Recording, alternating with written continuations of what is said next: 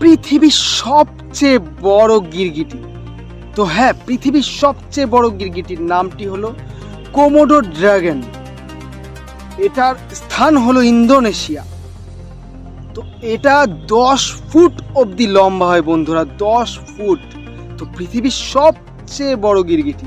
কি অবাক লাগছে তো ভিডিওটা। তো এই ভিডিওটা ভালো লাগলে অবশ্যই লাইক